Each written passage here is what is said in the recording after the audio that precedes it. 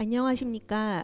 2026년 철도의 날 기념 컨퍼런스 사회를 맡은 남서울대학교 교수 신예경입니다.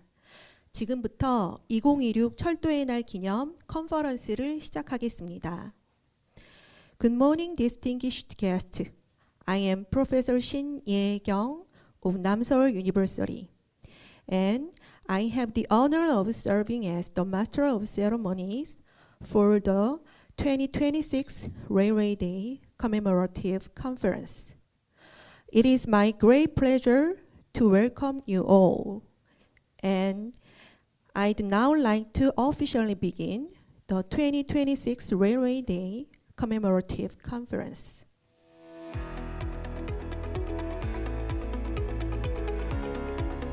이어서 국토교통부 김태병 철도국장님의 개회사가 있겠습니다. 무대 위로 모시겠습니다.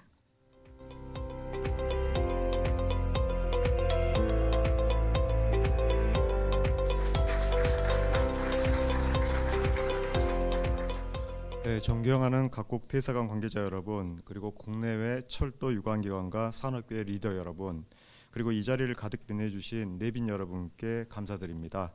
국토교통부 철도국장 김태병입니다. 2026년 철도의 날을 기념해서 개최되는 2026년 철도의 날 기념 컨퍼런스에 참여해 주신 여러분들을 진심으로 환영합니다. 특히 바쁘신 외교 일정에도 불구하고 자리를 빛내주신 체코의 이반 안차이라렉 대사님, 모로코의 라니아 사이디 상무관님, 샤픽 하사디 대사님, 그리고 탄자니아 존 피엠마스카 상무관님, 이집트 모하메드 카릴 프로젝트 매니저님, 필리핀 에드윈 멘도자 공관차성님, 독일 요른 바이셀트 부대사님께 깊은 감사의 말씀을 드립니다. 아울러 국경을 넘어 철도의 혁신을 위해 헌신하고 계신 국내외 전문가와 관계자 여러분들께도 진심으로 감사의 말씀을 드립니다. 지금 세계 철도 산업은 새로운 전환기를 맞이하고 있습니다. 탄소 중립과 지속 가능한 성장을 실현하는 핵심 교통수단으로 발돋움하고 있고, 인공지능, 사물 인터넷, 빅데이터 등 첨단 기술과 융합해서 디지털 기반의 미래 산업으로 빠르게 성장하고 있습니다. 이러한 변화 속에서 국가 간의 긴밀한 결속과 협력은 이제 선택이 아닌 시대적 흐름입니다. 대한민국의 철도는 우수한 기술력과 운영 경험을 바탕으로 세계와 함께 성장하는 새로운 협력 모델을 만들어가고 있습니다. 오늘 컨퍼런스를 통해 K철도의 성과와 경쟁력을 공유하고 전 세계 파트너국과 함께 지속가능한 발전과 상생의 미래를 모색하고자 합니다. 우선 1부에서는 유럽, 아프리카, 아시아를 대표하는 6개국 대사관 관계자분들께서 각국 철도 인프라 현황을 소개해 주실 겁니다. 이를 통해 각국의 철도 정책과 투자 방향을 이해하고 새로운 협력 기회를 발굴하는 시간이 될 것으로 기대합니다. 최근 대한민국은 국제 철도 물류 분야에서 새로운 가능성을 확인하고 있습니다. 2024년 6월부터 한국 부산항에서 출발한 화물이 중국의 연운항, 카자흐스탄 알마티와 우즈베키스탄 타슈켄트를 거쳐서 해상 운송과 육상 운송을 연계한 육상 철도 운송을 연계한 국제 복합 운송 방식을 통해 성공적으로 운송되고 있습니다. 이는 철도가 국가 간 경제 협력과 물류 연결성을 확대하는 중요한 수단임을 보여주는 사례라고 생각합니다. 이어지는 2부에서는 국가철도공단과 한국철도공사, 카인드, 한국교통대학교에서 대한민국 철도를 소개할 것입니다. 대한민국 철도는 해외 진출 활성화를 위해 정부를 중심으로 국가철도공단, 한국철도공사, 민간기업이 하나가 되어 원팀으로 움직이며 설계, 건설, 차량 제작, 운영, 유지관리, 역세권 개발에 이르기까지 철도 전 분야에 대한 종합 솔루션을 제공할 역량을 갖추고 있습니다. 또한 기술 이전과 인력 양성, 운영 노하우, 역세권 개발 등 다양한 부분에서 한국의 강점을 가지고 실질적이고 지속가능한 해외 협력을 추진하고 있습니다. 이제 대한민국은 단순히 철도를 건설하는 파트너가 아니라 전 분야에서 함께 성장하는 최적의 파트너가 되고자 합니다. 특히 대한민국 철도는 현재와 미래의 경쟁력 강화를 위한 과감한 혁신으로 내부 체제를 더욱 단단히 다지고 있습니다. 철도 운영체계의 효율성을 높이고 서비스 품질 향상을 위해서 공공부문의 조직을 개혁하고 있으며, 철도 산업계의 경쟁력과 투명성을 높이고 건전한 생태계를 조성하기 위해 비정상적인 관행을 과감히 개혁해 나가고 있습니다. 이러한 혁신의 노력과 우수한 기술력, 그리고 신뢰할 수 있는 글로벌 금융 지원 체계를 결합하여 오늘 함께하신 파트너 국가들과 공동 번영할 수 있는 견고한 협력 생태계를 구축할 것입니다. 자랑스러운 세계 철도 가족 여러분, 철도의 선로는 땅 위에 놓이지만 그 위를 달리는 혁신의 가치는 국경을 넘어 미래를 향해 나아갑니다. 오늘의 컨퍼런스가 단순한 정보 교류를 넘어 새로운 국제 협력의 출발점이 되고 서로의 신뢰를 더욱 깊게 하는 글로벌 철도 동맹의 강력한 신호탄이 되기를 기대합니다. 다시 한번 바쁘신데도 귀한 걸음 해주신 여기 모든 관계자분들께 감사드리고 여러분들의 가정에 행복과 평안이 가득하시길 빌겠습니다. 감사합니다.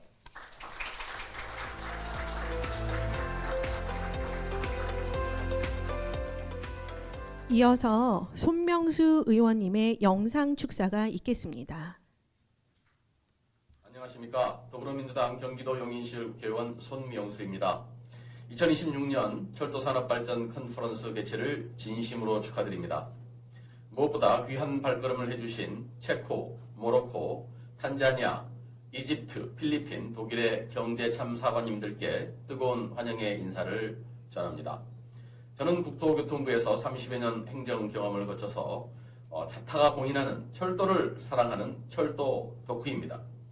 그렇게 철도가 지역과 지역을 연결하고 국가와 국가를 연결하는 글로벌 교통수단이라는 점을 누구보다도 잘 이해하고 있습니다. 대한민국은 세계에서 몇 안 되는 고속철도를 보유한 국가이며 고유한 철도 신호 시스템도 개발한 철도 선진국입니다.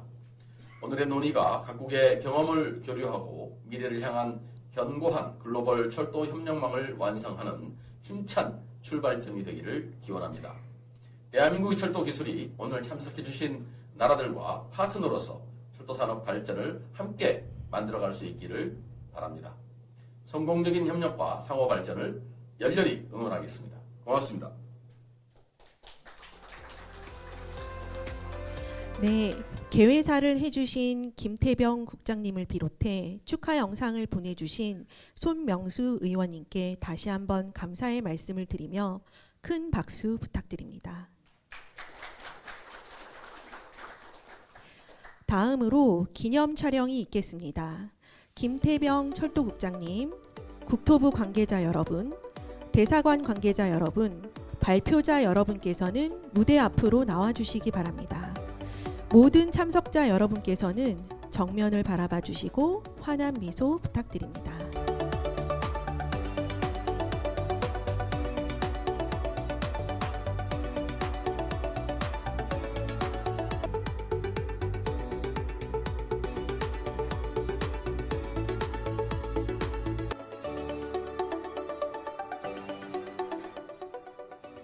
감사합니다. 이상으로 기념 촬영을 마치겠습니다. 참석자분들께서는 자리로 돌아가 주시기 바랍니다. 그럼 지금부터 철도산업 인프라 현황 및 철도사업 소개를 주제로 한 첫 번째 컨퍼런스 세션을 갖겠습니다. 세션의 첫 시작은 이반 얀차렉 체코 대사님이 발표해 주시겠습니다. 큰 박수로 환영해 주시기 바랍니다.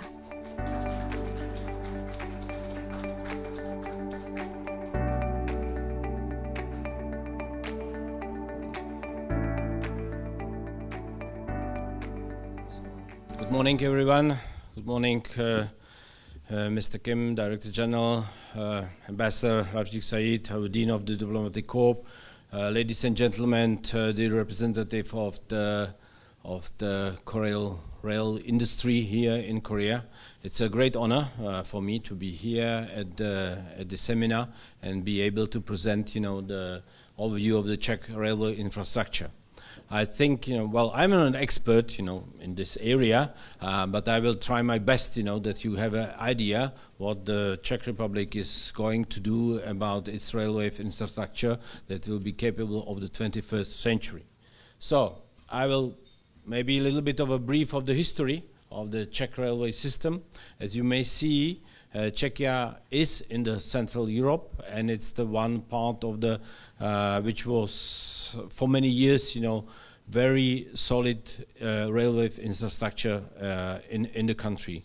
The problem is once you build a very strong infrastructure, it's very difficult, to actually to modernize this infrastructure for the 21st century. So actually, as you see, the red lines are the ones, which are, we call them TNT, railway infrastructure, which means, those are the railway infrastructure important in the European context. So you see from the north, going from the Germany through the whole Czech Republic, Prague and Brno, and then going down, to Hungary and Slovakia and Austria as well. And there is one other part, which is going to Ostrava and to Poland. And I think, those are the main axes of the most important lines, in Czechia, and there we are talking. We are going to talk about those as being modernized, and being prepared for the 21st century. The total length, of lines in Czechia is almost 10,000 kilometers. So actually, for a country which is having, 80,000 square kilometers, it's a incredibly huge amount of lines. So it means a lot of money for maintaining costs, for doing, the normal work. 60% of those lines are being electrified lines. So actually, it's not I would say 100%, but actually most of the TNT lines are 100% electrified, which is very, very, very important. So if you're looking at the technical standards of our infrastructure, it's European one, so actually 1 meter 435 millimeters. So actually, it is I would say a classical European standard, on the continental Europe. And then you can understand, the red ones are the TEN-T lines, important lines are on the Greece, and the ones in green are regional lines, So actually, 75% of population of Czechia is actually living within the 20 minutes of T10 lines. So what are the possibilities for anyone being interested in a Czech market? I mean, there are 3 pillars. The first pillar is the high-speed network, which is actually being, decided already and actually being in motion with the new government, which was established in October last year. So actually, that's one of the main pillars. But next to it, there are 2 other pillars, which are important as well, and where I presume, the Korean companies may participate, and might be interested, to be involved. One is the digitalization of the whole system. So actually, especially having in mind, that within the European market, you have to meet the safety standards, of ETC system level 2, which will be actually being implemented, gradually, but nowadays it's already 80% into the system. And the third pillar is a conventional network. As you may have seen, the TNT lines are the ones, which will be modernized, to the high-speed railway system, but, there are other rest as well. I think, one of the biggest challenge for Korea is that there is no construction company in Czechia which is having, a Korean background. So all of those companies are either being, in some other countries or in Korea. But, I think, that having in mind, that Czechia and Korea signed a contract about the nuclear power stations building, and the Team Korea will compromise one of the construction companies, which is called Daewoo EC. So it is, I think, thinking about the future and how to combine forces actually is starting to have a dialogue, inside Korea, how you create a Team Korea for the railway infrastructure in Czechia, in Central Europe, because we are not talking only about the Czechia, we're talking as well about Germany, we're talking about Poland. The market will be the very big one, and actually it's very, very interesting for possible growth. One of the biggest problems what we see in Czechia right now is the financing of the high-speed railways infrastructure. It means where to get the money. Part of that will be going from the national budget. Part of that will be going from the European funds. Some part of them will be going on loans, saying, that it will be financed, by the EBRD or European Investment Bank. But partly, we are talking about the possibility of supplying, money by the providers of the services. So it means PPP projects will be the cornerstone of the buildings of the highway, railway infrastructure in Czechia in the forthcoming years. So actually, I would like to invite you to all actually to think about creating consortiums and being part of the whole system. The PPP system is actually based on the 25 years concessions and plus 5 years of the possibility of construction. So actually, we are talking about the involvement of the companies for almost 30 years. So it is quite interesting. It's a long term, but having in mind, that we, Czechia and Korea, are building the nuclear power stations, which will be running until 2040. So we are already having 15 years. So it is another possibility of having projects, on the PPP status, the Korean companies. It will prolong, our strategic cooperation for another 15 years. And I think, what you can see here, actually, I put, the line between Brno and Ostrava because they will be the first ones to actually to be financed by the PPP projects, and because the interconnection to Poland, especially Ostrava and Katowice, is one of them which will be implemented very soon. I think the work should start in 2029, and actually it would be put into operation in 2035. Here you see the whole system of the high-speed railways. What we are having in mind, for Czechia. As I said, the link from Germany to Brno, and from Brno to Ostrava to Poland are the main axis. One of the biggest infrastructure project will be tunnel through the mountains, which is called in German Erzgebirge. In Czech, it's wild mountains. So it will be a tunnel which will go through the mountains for 36 kilometers. So very, very huge, and very huge project, and very interesting project because it will shorten the trip from Prague to Dresden for 1 hour and from Prague to Berlin for 2 hours. So it will really make the life easy for our neighborhood, with Germany. So actually, that's I would like to sustain, and as well to link to Katowice, as you see it, and already there will create a new hub, between the Ostrava and Katowice, which is this region we call Silesia, and this is the region where almost 10 million people are living. So it will be creating a new hub of operation and of modernization. So there you can actually see the possibilities of involvement of the Korean companies. I know that there were some concerns of the Korean companies, that the market in Czechia is a little bit limited, and it's a little bit, I would say, it's not open enough for new companies coming onto the market. But I can assure you, with the new government, we are looking forward for the participation of the new companies. But as you may know, European Union actually is doing, the job concerning, more self-sufficient, sustainability of Industry Acceleration Act. It means, if you would like to be in Europe, you have to be present in Europe. It's not just the export. Should be there and actually trying, to get, a good cooperation with the local industry. I think, we have a very great, cooperation with Skorat. And Koras, last year we hosted a Czech mission of the companies from the railway sector in Czechia to Korea.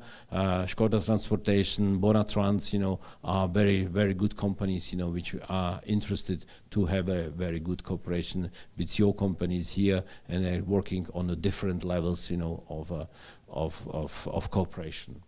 So this is, I would say, only a hint, how we are seeing, the possibilities of our stations of the next high-speed railway infrastructure. You see Jihlava is one stop between Prague and Brno, and second one is the Prague East. So actually we are trying, to not to get everything involved in Praha into the center of the city, but as well having a station which will be outside of Prague, and then there is a little bit of a this is the safety measures, concerning the Czech railway systems. As I said, not big expert, on the railway stations. So actually, I see where you see the 10 T-core lines equipped with ETC system by 2026. We are now talking about 60%, but until year 2030, it should be 85%. So actually, so there is as well, a possibility of a cooperation. So this is all from me. Thank you very much for this opportunity, and I'm looking forward, for the afternoon session as well, and I will be happy to answer any of your questions if I may. So 감사합니다.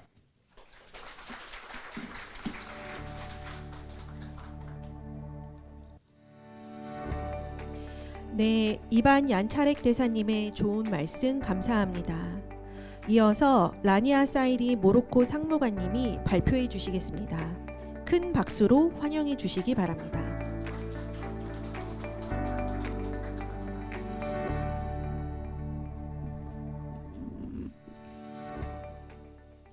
Good morning, Excellencies, distinguished guests. Allow me first to express my sincere appreciation to all the organizers for the invitation to participate in this Railway Day commemorative conference and for bringing together stakeholders committed to reinforcing international railway cooperation. Today I would like to share with you Morocco's railway journey, from its origins more than a century ago to its future ambitions, and to highlight the growing railway partnership between Morocco and the Republic of Korea. Ladies and gentlemen, Morocco's railway story began more than a century ago. The first railway lines were developed during the French protectorate period in the early 20th century, initially conceived to facilitate transportation and economic activity. The network progressively expanded to connect the Kingdom of Morocco's major cities and ports. Following independence in 1956, Morocco modernized its railway sector, and in 1963 established ONCF, which remains the backbone of the national railway system we know today. Since then, successive investments have transformed the railway sector into a key driver of economic development, territorial integration, and sustainable mobility. Today, Morocco operates more than 4,200 kilometers of railway lines, approximately 75% of which are electrified. Every year, the network transports more than 55 million passengers and 23 million tons of freight. These achievements place Morocco among the leading railway operators on the African continent.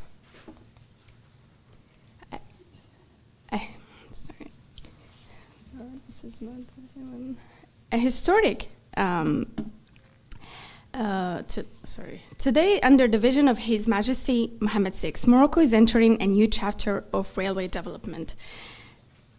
The Kingdom has launched an ambitious railway investment program worth nearly $3 billion.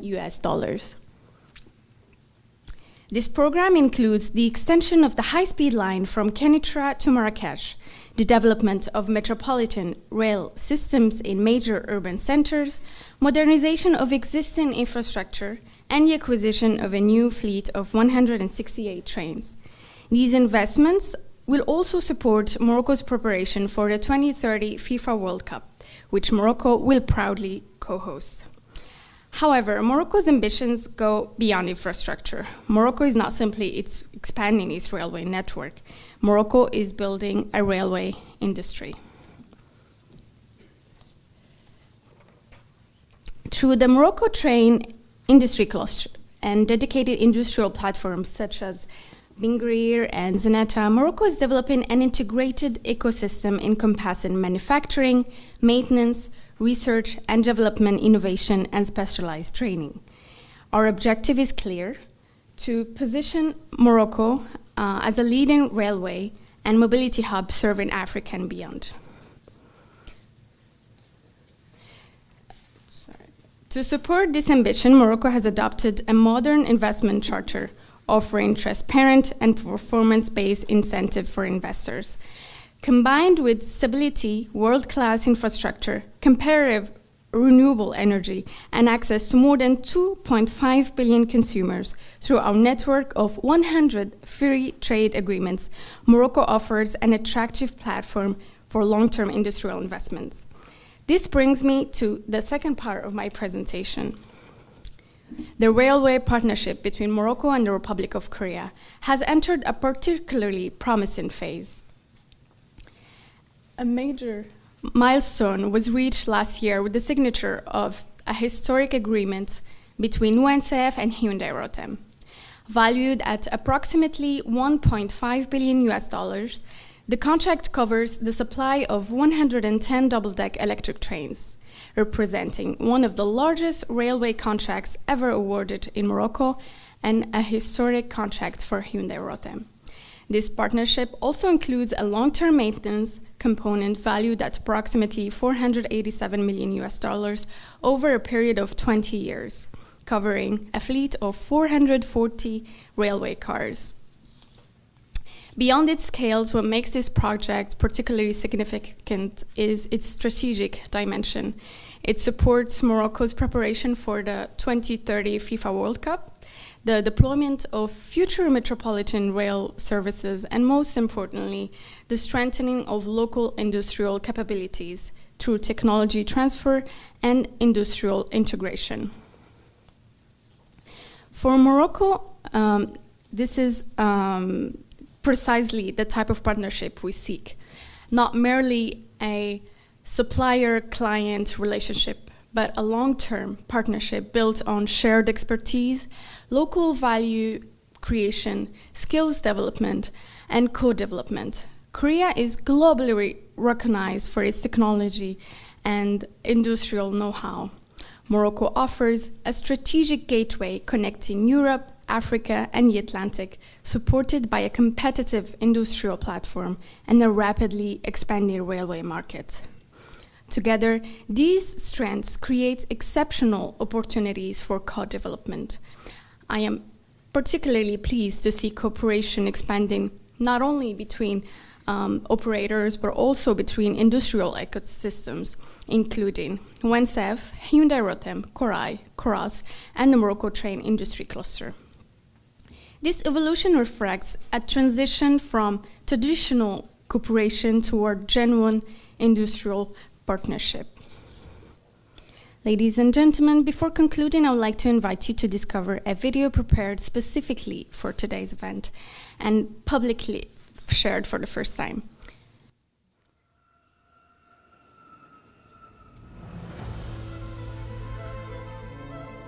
At high speed, Morocco is transforming. A bold horizon ahead, ONCF leads the way.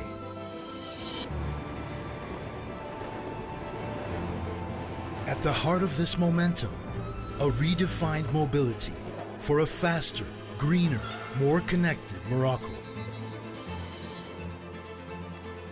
Today, ONCF carries millions of passengers and shapes the kingdom's logistics backbone. We connect cities, regions, talents, opportunities. We are accelerating the transition toward a low-carbon future. Al Borak already runs on 100% green energy. Tomorrow, this will extend across the entire network. At the heart of the economy, rail freight is gaining momentum. Sustained growth driven by containers, phosphates, and automobiles. Rail is establishing itself as a competitive logistics partner, fueling economic development.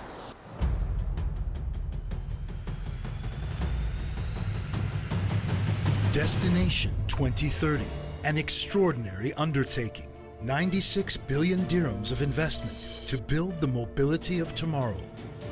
430 kilometers of new high-speed rail between Kenitra and Marrakesh, and 630 kilometers in total by tomorrow. 18 next-generation trains, 30% less energy consumption, more capacity, more flexibility, less maintenance.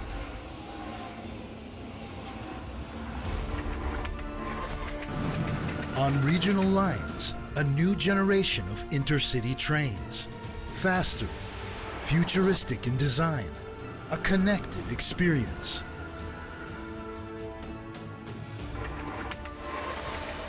In the metropolitan areas of Rabat and Casablanca, a new era is beginning. A new local rail network is set to transform urban mobility.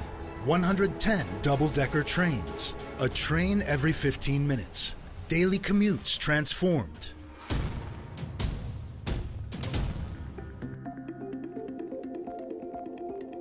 To improve accessibility, these networks will be supported by 10 new modern stations combining contemporary architecture and traditional heritage. True multimodal hubs connected to trams, buses, and sustainable transport options. The network is structured around 3 strategic hubs. They connect high-speed rail, regional lines, and urban transport. They are also connected to airports and to stadiums for the 2030 World Cup. A clear vision, bringing regions closer together, reducing distances, and simplifying everyday life. And going even further. Thanks to its strategic partnerships, ONCF is becoming a major industrial player. Produce locally, create skilled jobs, develop technological expertise, build an ecosystem, and tomorrow, expand globally. At the heart of this transformation, the men and women of ONCF. Committed, passionate, forward-looking. Following the 2025 Africa Cup of Nations, and with the 2030 World Cup approaching, ONCF is rising to the challenge and proudly supporting Morocco's ambitions. For history's great milestones, as well as the essentials of everyday life, it is for all these passengers that ONCF anticipates, innovates, and moves forward. Every new track built, every new train, every new station shapes the Morocco of tomorrow. A faster Morocco, more sustainable, more connected, more inclusive. ONCF, paving the way.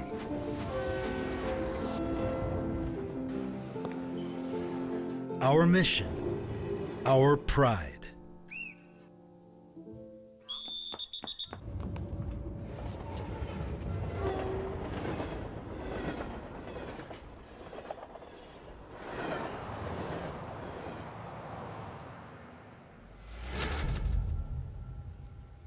Distinguished participants, I hope this presentation and video have provided you with a brief overview of Morocco's railway journey and ambitions. Morocco's railway story began with the construction of tracks more than a century ago. Today, our ambition is to build a complete railway ecosystem connecting industries, technologies, talents, and markets. As Morocco continues its journey, we see the Republic of Korea not only as a partner, but as a strategic companion in shaping the future of rail mobility. I thank you for your kind attention.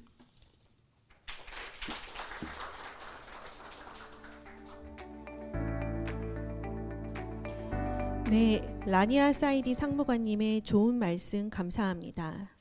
이어서 존 PM 마스카 탄자니아 상무관님이 발표해 주시겠습니다. 큰 박수로 환영해 주시기 바랍니다.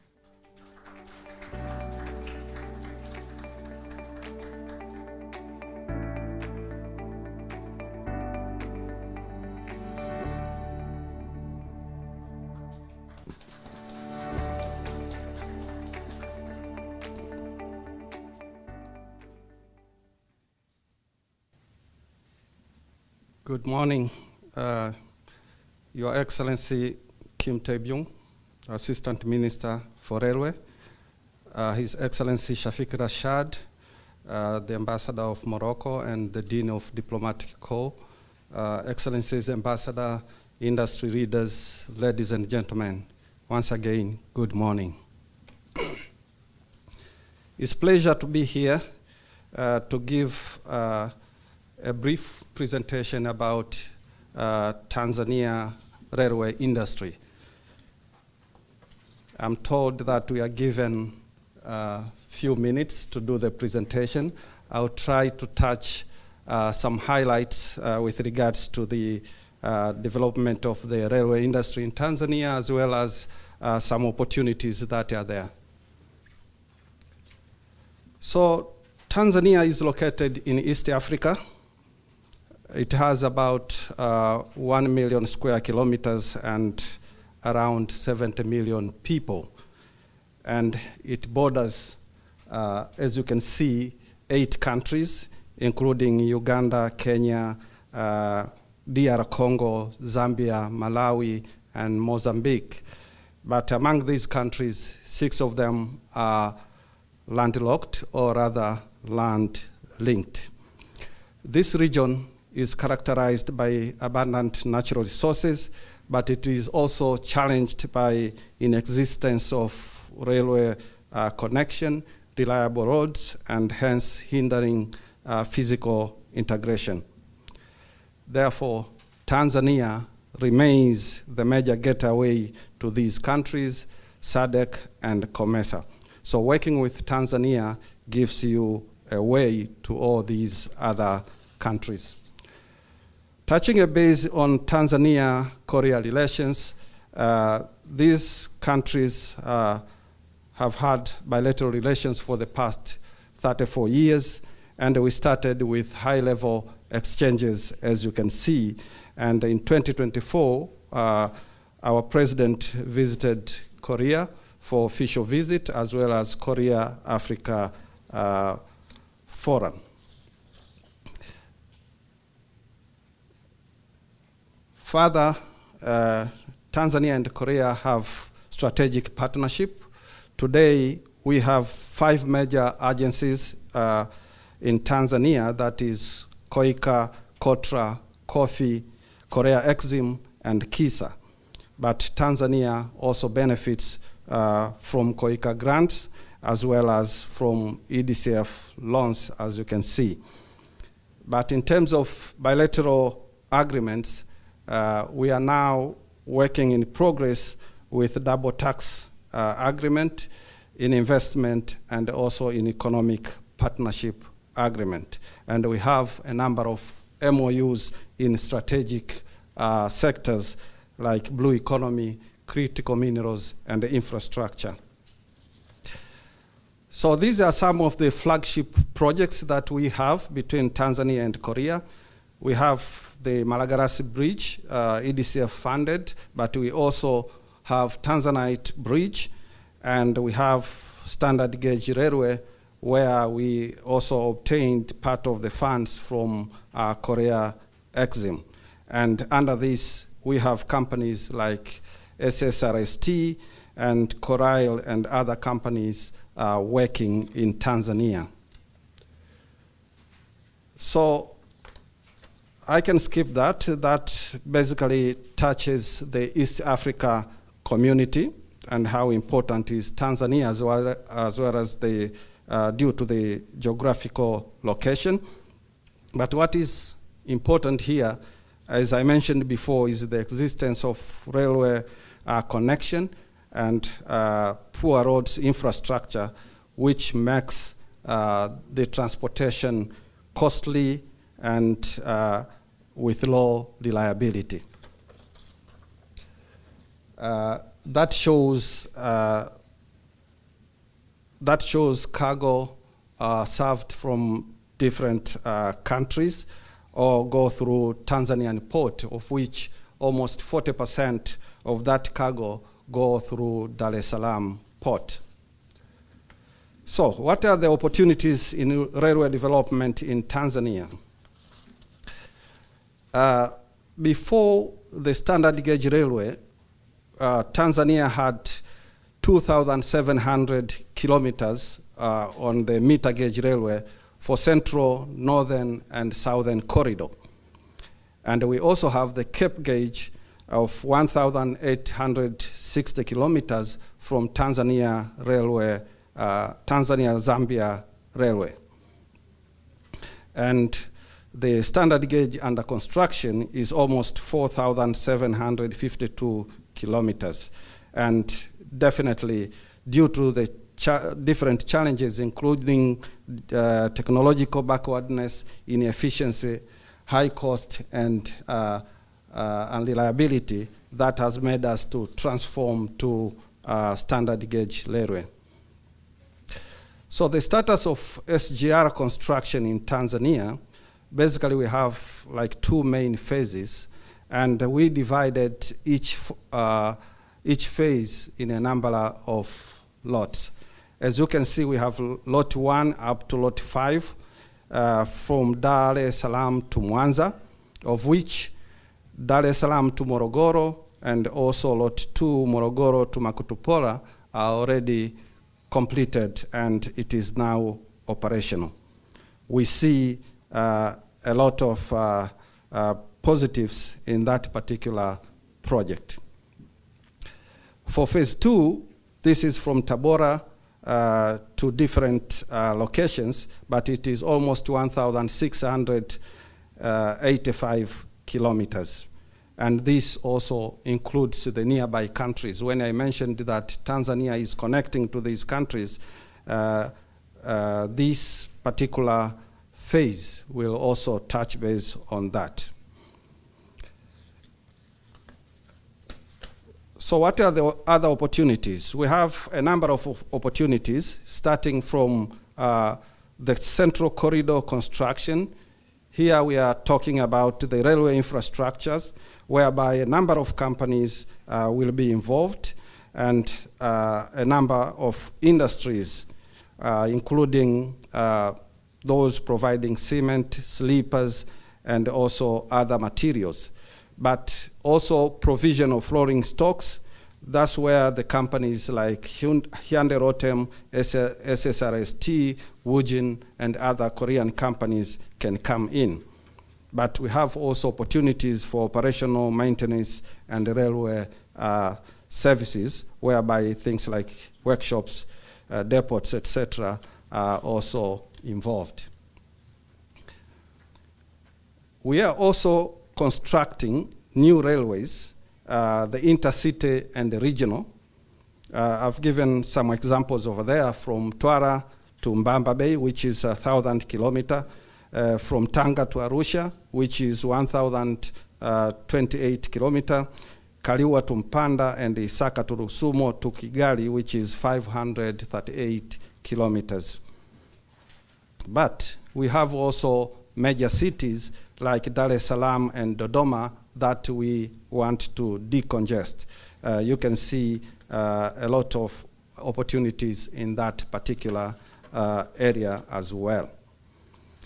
But in 2023, the Railway Act was amended to allow private operators in these areas.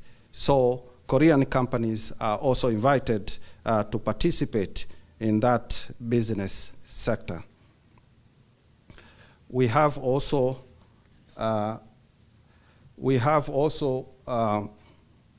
operation and maintenance services, which is open, and also the operation of inland container depots, etc.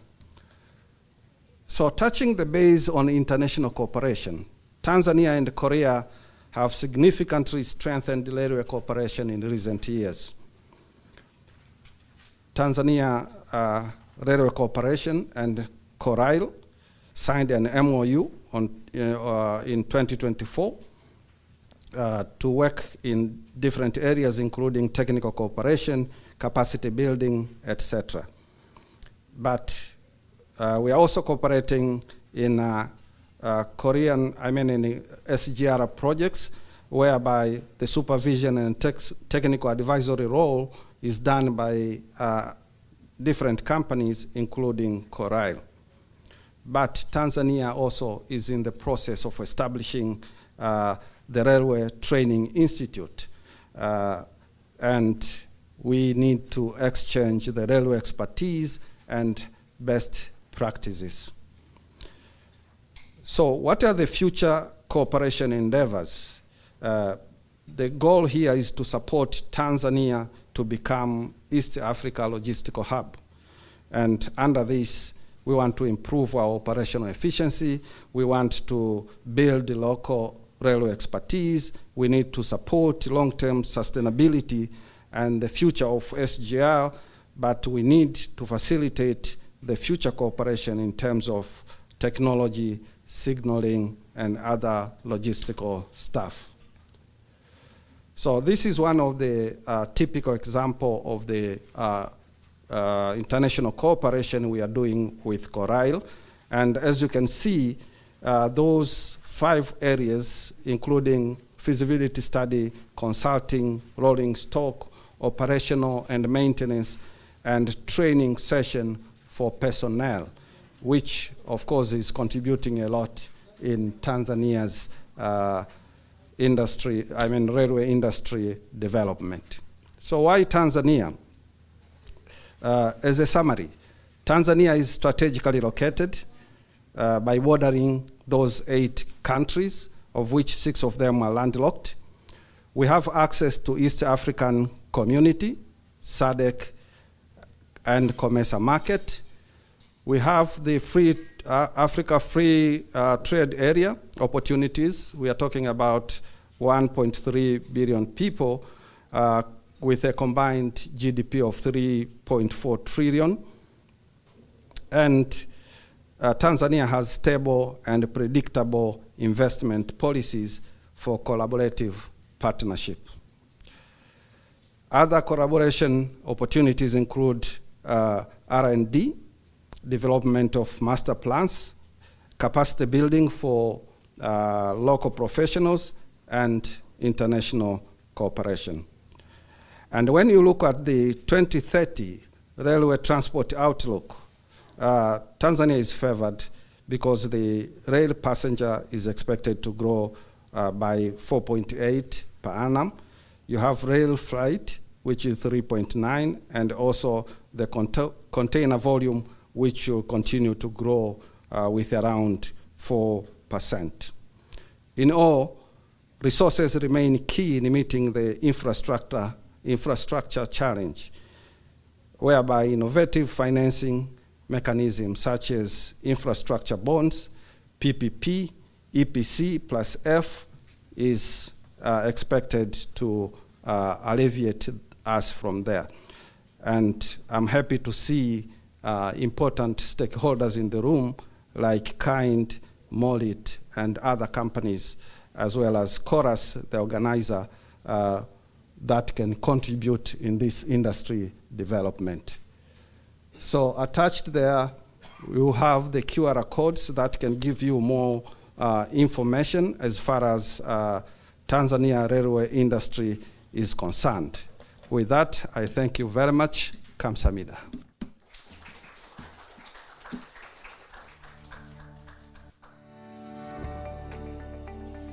네, 존 PM 마수카 상무관님의 좋은 말씀 감사합니다. 이어서 모하메드 칼릴 이집트 프로젝트 매니저님이 발표해 주시겠습니다. 큰 박수로 환영해 주시기 바랍니다.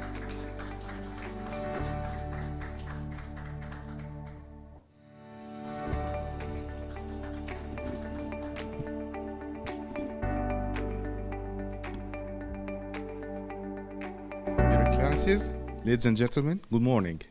It's a great honor to be here today participating in Korean Railway Day, the 2026 version.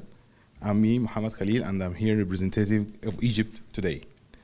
Today we will speak about the railway industry in Egypt and future and infrastructure project and partnership with Korean.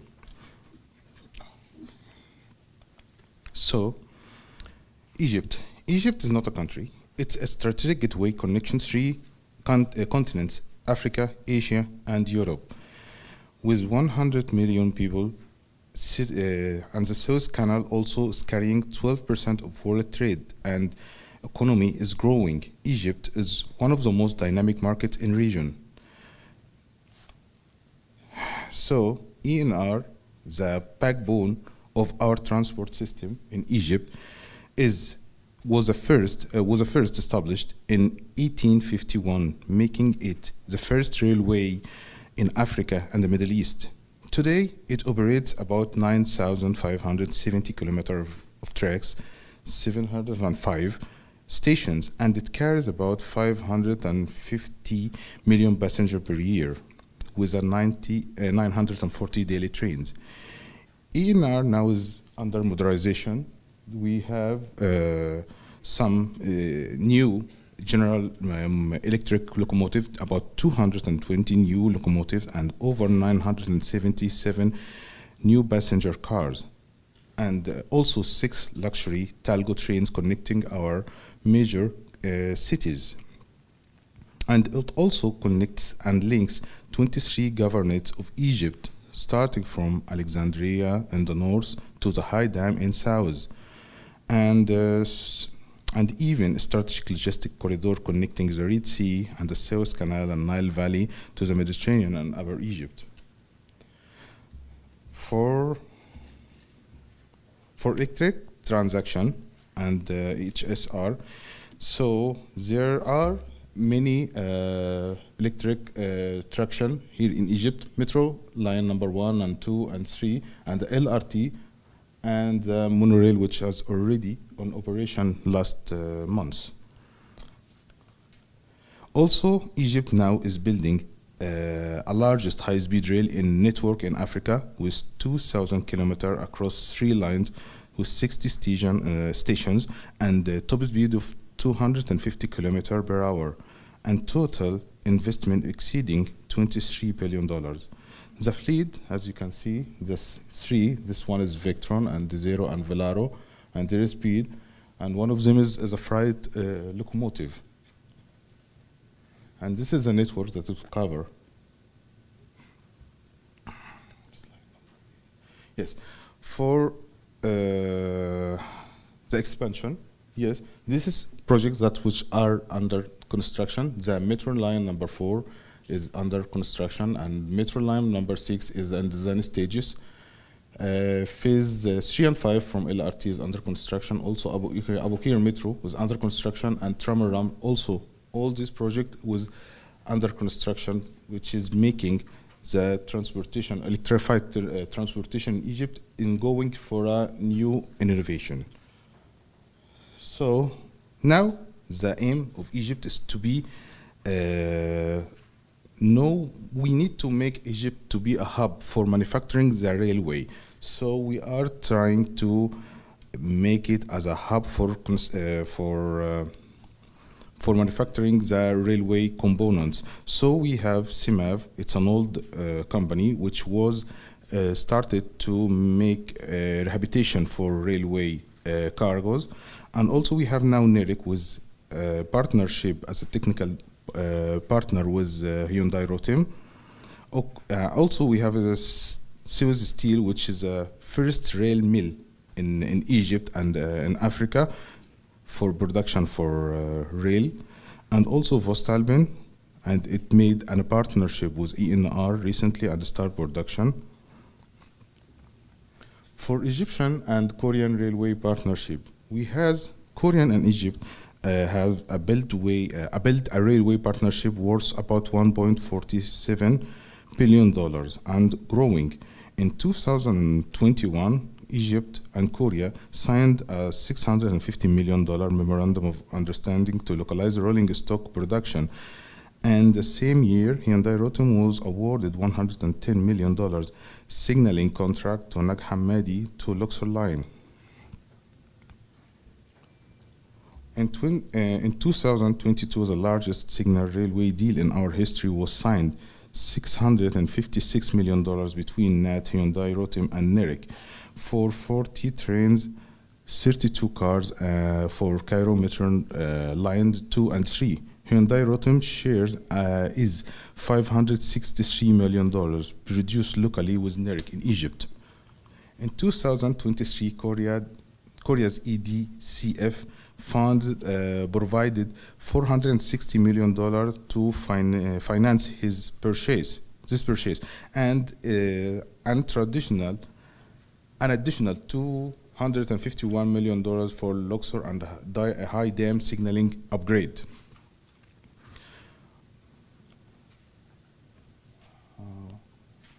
Yes, for future demand, we are looking for a partnership. We have rolling stock requirements still for line number 6. We have also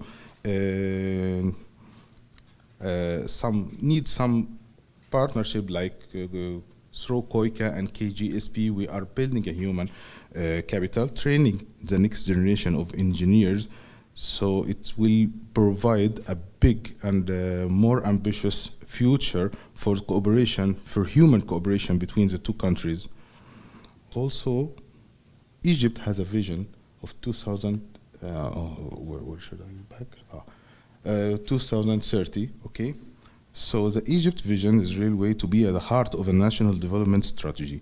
Safety modernization, urban mobility integration, local manufacturing, green transport, and international financing and regional connectivity, all moving forward at once. Our target is 2 million passengers per day, 30 million tons of freight per year, and expanded motorized national rail network. And I think I have a small video we will see about the ongoing and under construction electrified railway in Egypt.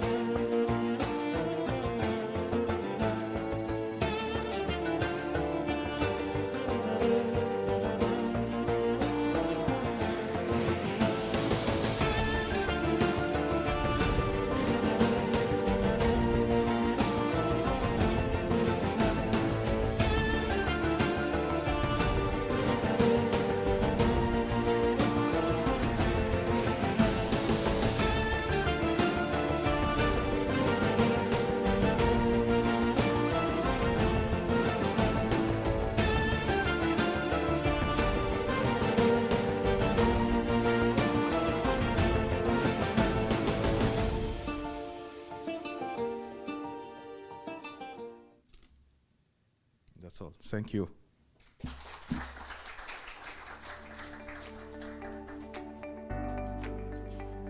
네, 모하메드 칼릴 프로젝트 매니저님의 좋은 말씀 감사합니다.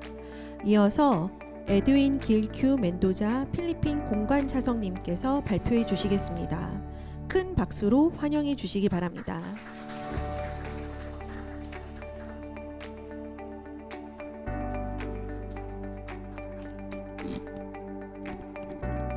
Assistant Minister for Railway, Dr. Kim Tae-byung, Excellency, officials of KARAS and stakeholders of the Korean railway industry, fellow presenters, colleagues in the diplomatic corps, distinguished guests, ladies and gentlemen.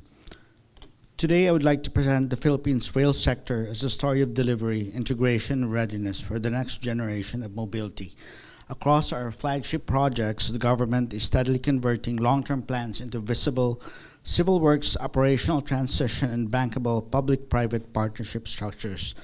I just want to point out that the Philippines is an archipelagic state composed of 7,600 islands grouped into three major groups, and it is 2,600 kilometers away from the Republic of Korea.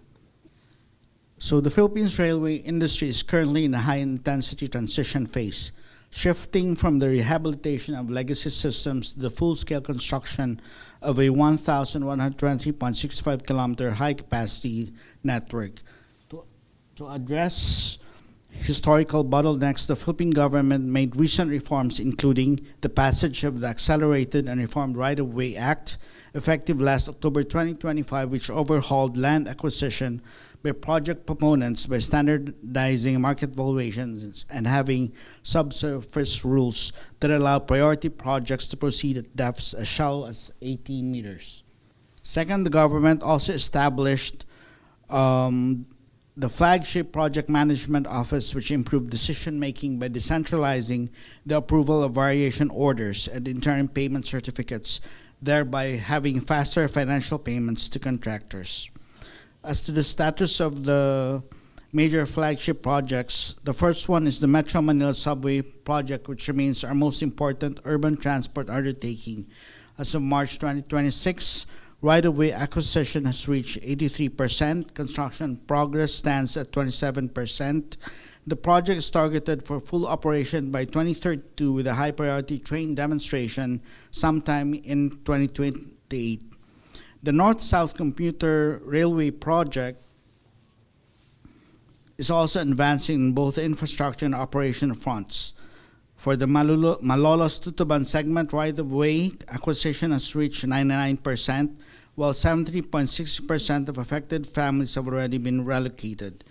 Its operation maintenance component is being procured through a 13.2 billion PPP with support from JICA and ADB through an availability payment de-risking mechanism, and partial operations from West Valenzuela to Malolos are targeted for December 2027. MRT 7 line is another major corridor moving closer to service. Overall completion has reached 87.40% as of March 2026, with a 12-station partial operation targeted by the second quarter of 2027. The remaining two lines will be completed in 2028. Once completed, Korea Railway Corporation will manage the operations, central systems, and maintenance of the project. MRT3 demonstrates how international expertise can rapidly restore and improve a transport system. Through its strategic lifeline partnership, the fleet was restored from 6 to 22 operating train sets. Peak hour headways were reduced to 3.5 minutes, and daily ridership capacity increased from 240,000 in 2018 to as many as 600,000 passengers nowadays. An agreement was signed in March 2026 will sustain high standard maintenance. This is a clear opportunity for international industry leaders to participate in the Philippines' growing rail network. For LRT1, the Cavite extension remains central to maintaining continuity of service while expanding the network southward. The grantors have already disbursed approximately 928 million pesos to LRMC, equivalent to 5.20% of the validated name account, and thereby There are a lot of developments also in this area. At the systems level, the Philippines is also preparing for a more interoperable fare environment. The Philippine Automated Fare Collection System is moving toward an open-loop model that will allow EMV bank cards and QR-based payments, improving passenger convenience and supporting the 2028 partial operations window. Beyond current flagship projects, the government is also preparing the next wave of rail development. This includes the Greater Capital Region Railways Feasibility Study, which will examine the Subic-Clark-Manila-Batangas Railway and Phase 2 of the Metro Manila Subway. The DOTR, or the Department of Transportation, announced this year that the ROK Japan joint venture, Dowa Engineering Corporation Limited and Nippon Koei Corporation Limited, won the contract to design the comprehensive master plan linking all railways in Metro Manila. We also have projects in other areas of the Philippines, the Central Philippines, which include Cebu MRT and the MRP-1, an inter-railway city railway system in the southernmost major island of the Philippines, Mindanao. The project covers a distance of approximately 100 kilometers and is ongoing procurement to update its FS. For the financial and international cooperation status, the Philippines railway expansion is underpinned by robust fiscal management and strategic partnerships with global financial institutions. As of early 2026, the sector is characterized by high loan utilization and a shift toward public-private synergy to ensure long-term operational viability. Beyond current flagship projects, the government is also preparing other projects, and these projects reflect a broad policy direction to expand connectivity, support freight and passenger mobility, and promote transit-oriented development across the country. They are also being structured to attract further international expertise, finance, and technology partnerships. So earlier this month, the inaugural ASEAN Railway Conference was held in Manila. ADB and ASEAN member states committed to support flagship railway projects in the Philippines, such as MMSP and SCR.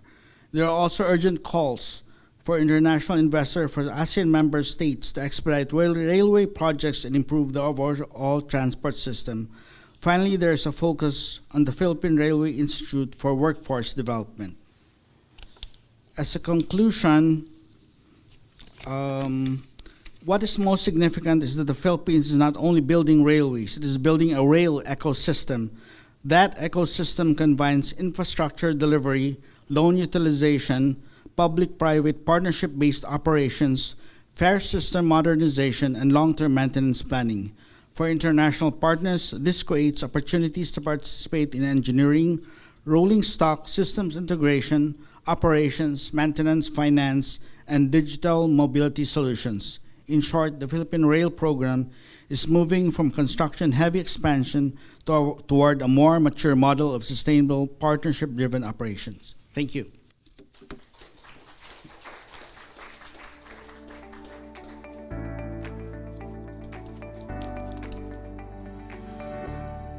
네, 에드윈 길큐 멘도자 필리핀 공관차성님의 좋은 말씀 감사합니다. 마지막으로 웰은 바이서트 독일 부대사님이 발표해 주시겠습니다.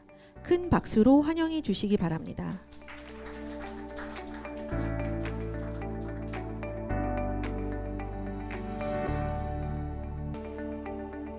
Assistant Minister, ladies and gentlemen, my name is Jörn Beissert from the German Embassy, and it's a great honor for me to speak to you today.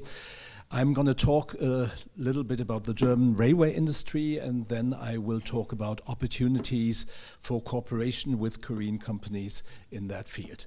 Railways in Germany and Korea have a very, very long tradition, and therefore it's no wonder that both Germany and Korea developed a very diverse railway industry, and both our railway industries are active worldwide.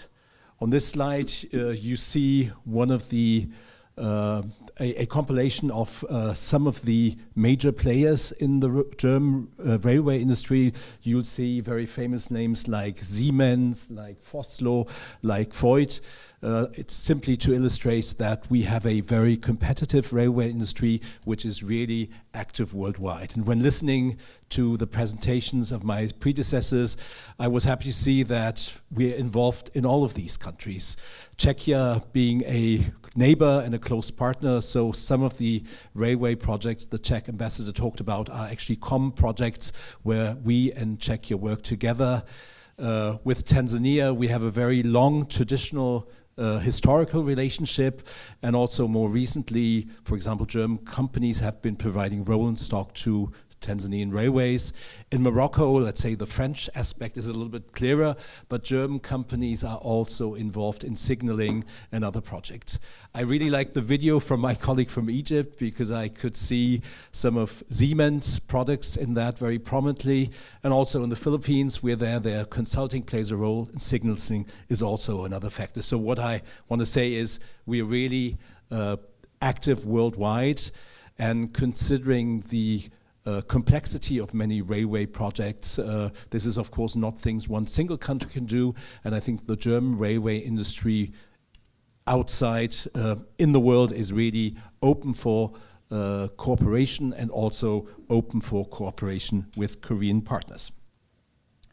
Some of the strong points of the German railway industry, I think for us, quality and innovation has always been important. We have a long-standing and proven track records of delivering sustainable, high-quality rail transportation solutions to our customers worldwide. I've already mentioned it, collaboration and cooperation is very important.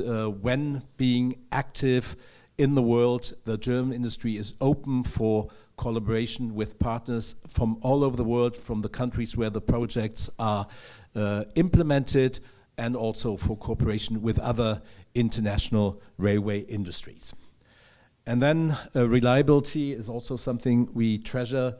We honor our commitments to deliver on time, on quality and cost. Just some of the offerings we have to make. Germany is very strong in rolling stock, and that applies to all types of rolling stock, intercity and high-speed transport. The German ICE is also used in several other countries. Then one of our strengths is also regional transport. Local transport is also of considerable relevance, light rail vehicles, low-floor vehicles, metro cars, and so on and so forth. And then, of course, Germany also plays an important role in the field of conventional rail and freight transport. Another strong point is the infrastructure, which is associated with rail projects, track systems, rail fastening systems, and so on and so forth. I think one of our strengths is operations control, signaling in that contact. Then, of course, energy supply, electrification, but also, and I'll talk more about that, new modes of energy supply play a increasingly role, and I think consulting, planning is also one of our strengths. Digitalization in rail transport is probably one of the questions of the time, one of the new challenges. Digitalization plays an increasingly role in infrastructure, digital signaling, automated traffic manager, smart infrastructure monitoring with respect to maintenance, but also integrated communication and data platforms. Digitalization also plays a role with respect to rolling stock. It allows connected trains and real-time data exchange. It improves maintenance. It helps the drivers, and it increases efficiency and safety. So this is one of the fields where German companies have been investing a lot of time and money, and I think this is also very vital for the future development of the rail industry. Then we've talked a lot about electric solutions, but Germany is also working on alternative alternative propulsion methods. Battery electric trains are of importance when lines are not electrified yet. We're also looking at new technology. Hydrogen fuel cells, of course, are something where we see tremendous potential in the future.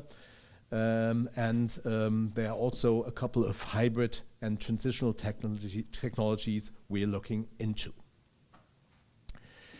In Germany, I would say there are certain similarities with the situation which was described by the Czech ambassador. We have a infrastructure which has been built up since 1835 when the first railway started running in Germany. We have one of Europe's largest and densest networks. Since we are in the middle of Europe, that also means the network is highly utilized, and there are also capacity constraints. And so there is a constant need for modernization. The new German government has announced that they're going to invest a large amount into modernization, and our priorities in that field is the renewal of track switches and structures, the expansion of high capacity corridors, the digitalization of signaling, and also the electrification of remaining network sections. Our strategic objective is to increase capacity, to improve reliability and punctuality. I think railways are also especially important because of the sustainability aspect. We expect them to play a much more important role in passenger, but also in freight transportation. And I think in order to deal with climate change and enable sustainability, it will be really important to shift much more traffic from road onto the rail. And so that's why we in Germany, we are comprehensively modernizing the German railway network. And of course, in that context, we are also willing to work with partners. I think Korea has a very dynamic railway industry, and I think especially in third markets, there will be plenty of corporations for cooperation between European, German, and Korean companies. Finally, let me point to a very major railway technology exhibition which is going to take place in Germany in September, the InnoTrans 2026. I've already heard that some of you will be visiting there. All of you are very welcome, because I think at InnoTrans, that's really where the international railway industry meets and where cooperations are fought. Thank you for your attention.